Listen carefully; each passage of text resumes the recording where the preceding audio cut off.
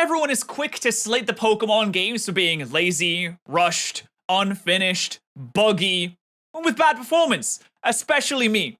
I do it all the time. Fewer people are actually willing to put their money where their mouth is and try and make their own Pokemon game to see if they can do it better than Game Freak. But when they do, tremendous things happen. We're taking a look at Game Freak Won't Like This from Chris, which is a fabulous rhyme, to be honest. Let's see what he's done. Apparently he's made his own game because he thought Game Freak was like kind of mid. Here's how I spent almost 2 years trying to make a better Pokemon game than Game Freak. Here we go. Let's see how he did. Please don't push me into the pond. Push him into the pond? Yes. You know, I really thought Game Freak was lacking in the being able to push people into the pond scenario. I love Pokemon. I admit it. Same. I think a lot of people agree with me. That's a lot of money. The game I was crazy about as a kid is a bigger franchise than McDonald's. The thing is, true? I tried What? Sword and Shield in 2020. More and McDonald's. Either I'm an old man and I like the old games, or the new games just weren't holding up. And I feel like they're all the same. I used to always want to make my own Pokemon game as a kid. Now, these ideas I had as a kid were dog water, but now I'm an old man with big brain. And with big brain came big plan. Well, see, now I'm an old man and I don't have big brain, so he's got a one-up on me already. Also, it would be so cool if you had notes of all the cool ideas or all the stupid ideas that you had when you were a kid, and then when you're an adult and you have a big brain and you can actually make it, making the kid version, like the kid's perfect Pokemon game, which would probably suck and not be very good, but it would be really entertaining to see what a kid would want it to be, would look like, you know? My own Pokemon game. I like the editing on the intro, it's really good. To start this idea, I had to make a scope, right? And I wanted it to be kind of small. I said, all right, I'll give myself a few months. And the main targets Okay, 3 months. were it's got to be a full game. You got to have the 8 All right, you said I want to keep the scope small.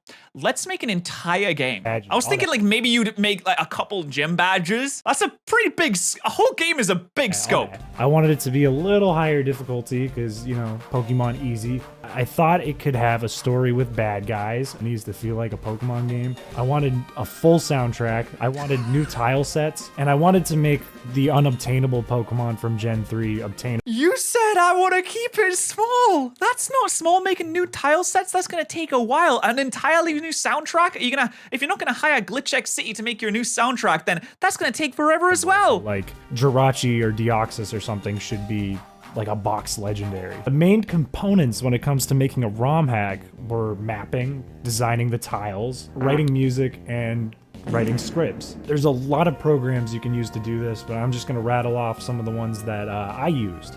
Advanced Map for designing maps, Photoshop and Advanced Map.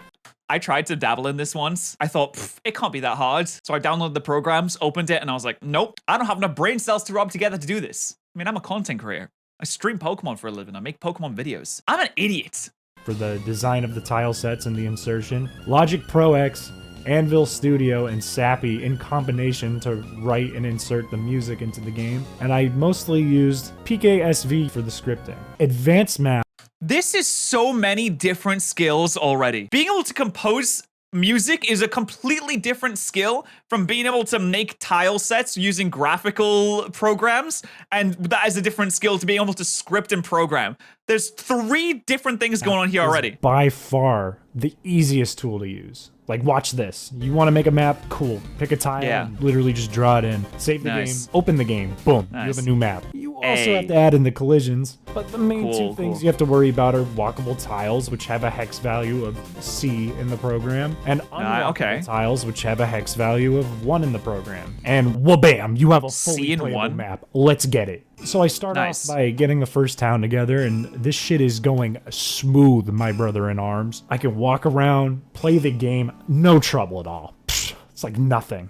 Just ROM hacking shit, easy. But I'm bold. I'm brave. And I'm a musician. I didn't want to start off the game with just a boring little map that just looks like I pulled parts of Fire Red and slapped them together. I wanted to have custom. That's what most people that make ROM hacks do, is they'll just take the existing tile set and they'll just make a new map with that, because it is astronomically easier to just reuse assets that are already in the game than it is to create your own assets from new. Why do you think Tears of the Kingdom used the Hyrule map again? Sometimes it's a good idea, you know? Music in there right off the bat too, because that would bug me if I didn't. So, without doing any research and banking on my 15-year-old big boy brain knowledge, I start writing a song in Logic Pro X, because that is the DAW I use for everything else. Sappy is kind of a Windows 100 BC.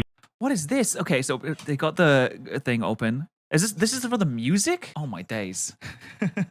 This looks so complicated. That's an awful joke. But all you gotta do is drag that MIDI you made to an app called Mid2AGB, and it converts it to some weird thing called a .s. So you pick the song you want to replace in Sappy, import the .s, and now you have a new song. I wonder if there's any limitations on the songs that you can use, because what's it called, the note set or something? There's only a limited amount of notes that you can use on GBA, right? I assume that you can't just put anything into it. It has to similar to the songs that are already in it, and you can't just put Pitbull's new classic #1 single, "It's Going Down, I'm Yelling Timber." You can't just like put that into the GBA, can you? So if I it's in MIDI, play, right? Yeah. Leave Tears of the Kingdom out of this. It's amazing. What? I didn't say it was bad. What do you mean? I said it was a good idea that they reused the map. Nice. Yeah, almost all of that information is wrong, and I have the shittiest sounding thing of all time loaded into my game. Okay. And on top of that, it's actually written over pre-existing code in the game, which is something I'll get back to. Let's just break down how writing music for a GBA game works. First of all, Game Boy Advance games have a bunch of limits to them. You can only have 10 tracks available for one MIDI. That's what I meant. I knew it. I had something going on in my mind brain, right? You know, that doesn't sound like a big deal. You know, 10 instruments on a song is quite a bit. The catch is 5 of those tracks are used for what's called a direct sound. And a direct sound is trumpets, horns, flute, piano, drums, all that good stuff. And the other 5 are reserved for what's known as a GB waveform, which is all those 8-bit Game Boy Color sound effects you might hear on a GBA track. You can only play 6 of these instruments at a time, GB waveform and direct sound, and that includes chords. So if you had a piano chord in your song that's playing 3 notes, that counts as 3 direct sound instruments being played at once and takes up half of your slots. So what? 3 notes takes up half your slots? Dude, you're so limited in what you can do. I mean, to be fair, they were really, really, really good at being able to use the very limited software they had back then to make absolute bangers. Obviously, we have much more technology, equipment, programming capabilities now that we didn't have back then, but they really knew what to do with it in the day. Really careful. And this is also impacted by the sound effects in the game. So if you have like a battle music playing and someone uses tackle, the psh sound for tackle is going to take up an instrument. If you have all 6 playing, oh my god, the sound effects for moves count as instruments during the song? Is that, I feel like that's what I'm getting from this. That's insane. On what instrument is being used to make the tackle sound effect. Most of that is GB sounds, but sometimes it is a direct sound and it screws up the song.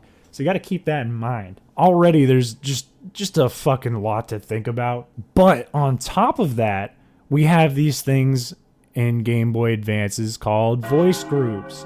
And voice groups determine what instruments you can have in the song. Different themes have different instruments set to them. For example, if you opened up the Ruby and Sapphire battle theme, it's going to have the following: 8 Game Boy waveform synths, a piano, a percussive organ, an electric bass, timpani, strings, trumpet, and French horn. If I had written a song with like a harp on it and popped it in over that track, thinking, man, this is going to sound great with that harp there, the harp's going to come in as this loud as fuck, obnoxious GB synth that's just way louder than everything else, and it's going to screw up the whole thing.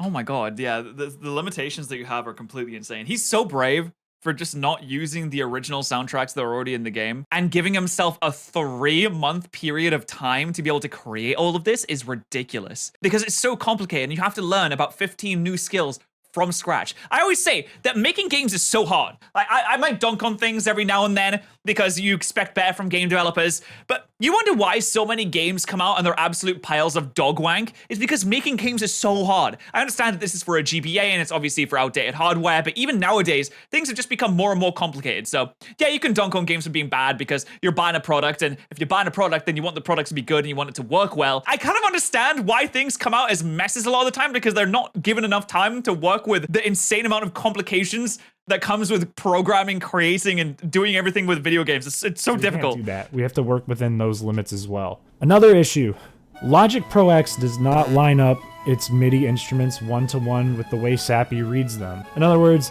I could write that's like a so annoying for my track in Logic, export it, port it over, and the number does not line up with the number that's trumpet on Sappy. So oh my god, so what you'd have to do is, instead of using the number for trumpet, because it would translate to something different in Sappy, you'd have to use the number that would translate into the trumpet in Sappy. So if 1 doesn't turn into 1, if 1 turns into 2, you have to figure out how to make this number turn into 1 here. I understand that. That's a fucking nightmare. It imports it and it does the same thing. It's the obnoxious, awful synth. The app on Windows that does line up one-to-one is known as Anvil Studio, another dinosaur app. So I open the MIDI again after I write it and export it in Logic in Anvil Studio, line up all the tracks. Now we tweak and we tweak and we tweak and we tweak and we tweak and we get just an okay track. It's not that good. And this takes like an entire day. And I think to myself, it's like not a big deal, right? Not a big deal. I can take a day to write a song. It's not like what? How many tracks are in the game? Like, nah, it's not that many. That's only 90. Okay, listen, we got 3 months to make the game. There's 90 tracks. That means we make a track a day until we're done. And that's it. It's not like there is anything else that needs to be done, like making the game. We'll just make the music. That's fine. It's okay. There's 90 fucking tracks in Fire Red. No, it's like it's cool. Like it's like whatever, you know. I can spend 90 or more. Well, no, you don't need all the tracks though. You could make a battle theme, a wild battle theme, a couple of town themes, because who's going to be able to tell the difference, really? You know, have a gym leader theme, a champion theme, bada bing, bada boom, you're done. That's it. Pack it up, boys. We can go home now. You just need like 10 at most. This children's game. I can do it. Like whatever. All right. So now I have a map and I have some music. So it's time to learn how to script. Remember when I mentioned I'm oh boy, here we go. Big brain. I have big wisdom, experience, old man brain. It's actually not that big. I don't know how the hell coding works. I don't get it. I did computer science in university for 3 goddamn years, and I don't know how coding works. Coding is so hard. It's like another language. It's like learning Spanish and Chinese and Somalian at the same time. It's all made up. It doesn't even make sense half the time. I used to try and do scripting in Sun and Moon, Pokemon Sun and Moon, because I did a randomized series where I wanted to change how the characters would interact, so I changed the character text. Even that's hard. Just changing the text of the characters is hard. Nebby, the Cosmog, into a conspiracy theorist that thought the moon landing was fake. And I was so accomplished after that, because I thought, wow, that was really difficult to do. I'm not a coder. So I picked up PKSV, which is, from what I remembered as a dumb 15-year-old, being the most user-friendly coding tool for Pokemon ROM hacking. And there's tons of better, more efficient ones out there, I think. But I like PKSV for one main reason: shortcuts. PKSV has buttons you can click that will just make the code for you. And I love that. That is the product for me. You want to make an NPC chat, you click the talkie button, you type in the text, you compile, you copy and paste the offset. Oh my god, that is awesome. That is so helpful. My god, that would save so much time. Inane bullshit you have to do when you program stuff that's just like, oh, I gotta do this because it's what you have to do every single time. That's awesome. God, people that make programs like this, legends. Send that code onto the NPC. Open up the game. Bada bing, bada boom. Guess what? You have an NPC who talks. Done. You want a big fuck off earthquake in the game. You click the earthquake button. You compile, you copy paste, you put it into the game. Bada bing, bada boom. Now you have big fuck off earthquake in the game. Easy. Hey, he's having a bit of stomach problems there. Now I'm feeling good again. Now I'm not feeling so worried. I'm thinking, Pat should make a game. Dude, have you been watching this video? I don't want to do this shit. Are you kidding me?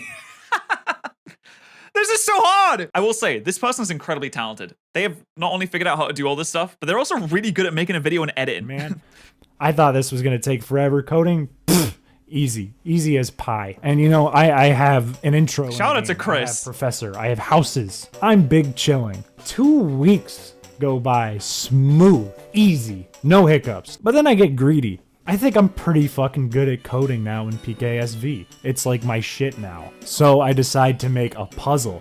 Now, it's gonna have to be a pretty simple puzzle. I don't want to do anything that crazy where it's like the basement in gold and silver. So to keep it simple, I just, you know, collect some items, you put the items in the right order, boom, you move forward. This took me until 3 a.m. At least like 1,000 lines of code in this. Wait, hold on. If the green stone and the little stone, oh, dude, you have to put if-else statements for every single possibility and every variation of every stone. So you have to say, if the green stone is in, but the big stone and the silver stone are not in, and if the big stone is in, but if the silver stone and the green stone aren't in, but if the silver stone is in, and if the big stone and the little stone are not in, and if the little stone is in, but the big stone is in, but the silver stone is not in. That sounds like a nightmare. That I kept compiling, realizing, oh, it doesn't work, and recompiling and just adding more and more space to my ROM, more and more file size. This is what I used to do when I was programming a lot. Instead of finding a good way to automate a programming statement, I would just do if-else statements the entire time. And if you've done programming, if-else is this most simple method of any kind of statement that you can do. It's just, if this, do this.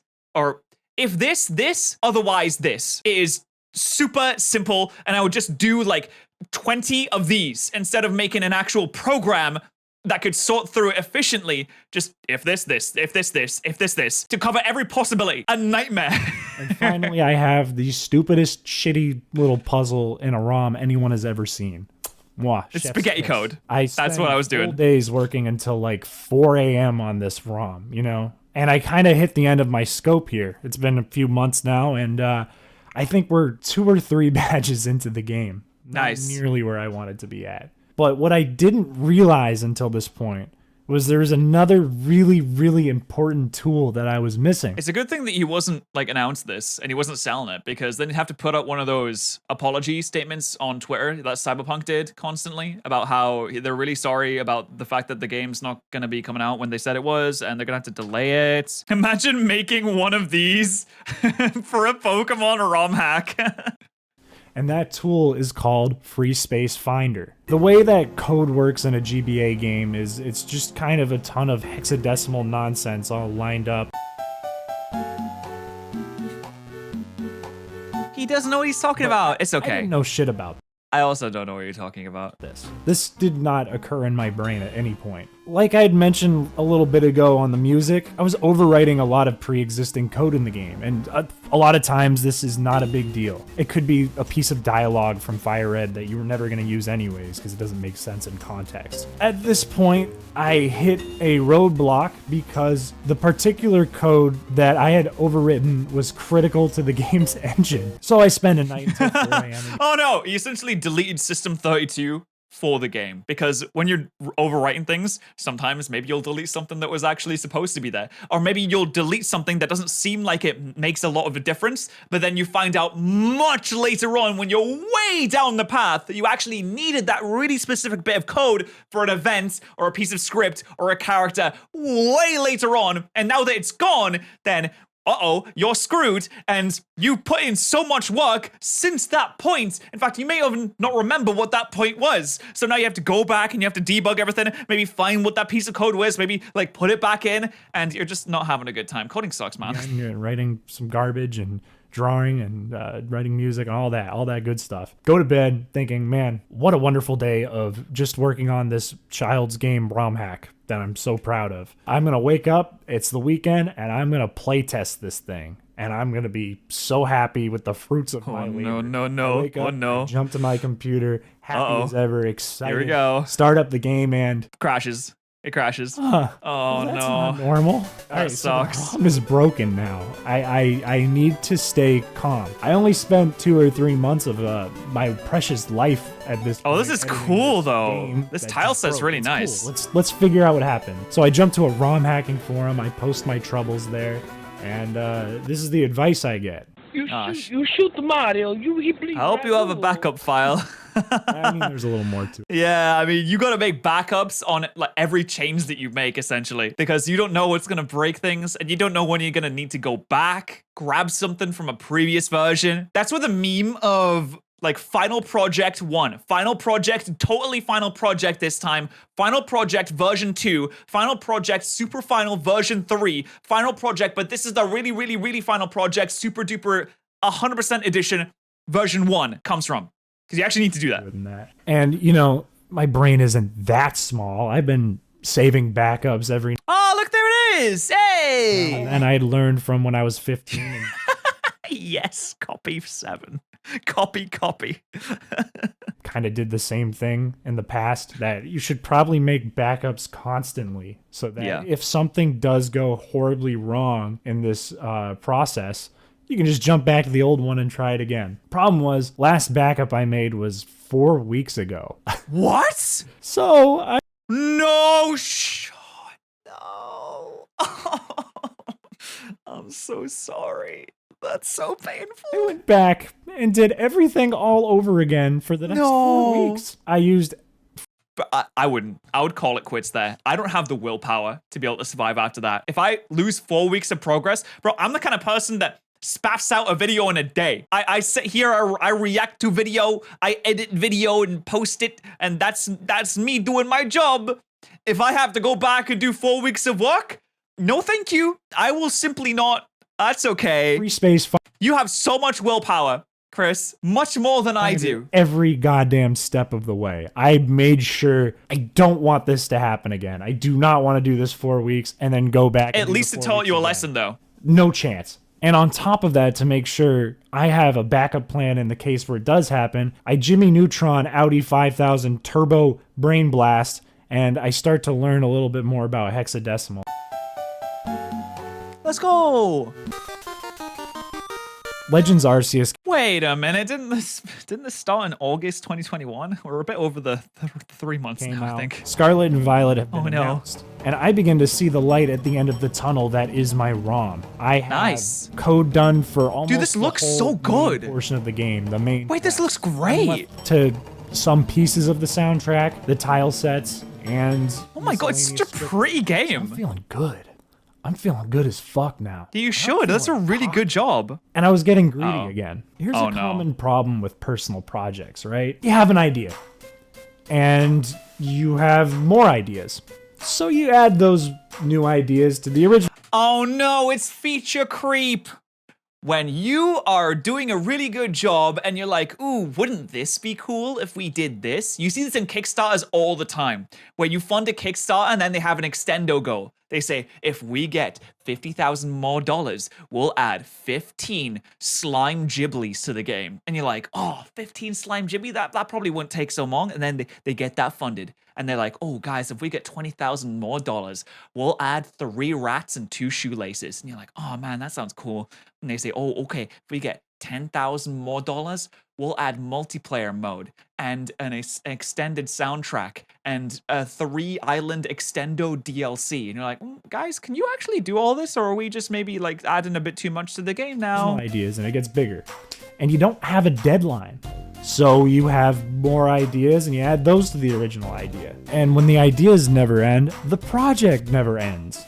This is what happened to Star Citizen. This game has been in development for like 15,000 years. Star Citizen was announced in 2012, 11 years ago, and has raised $63 million as of March 2020. And it is still not done yet.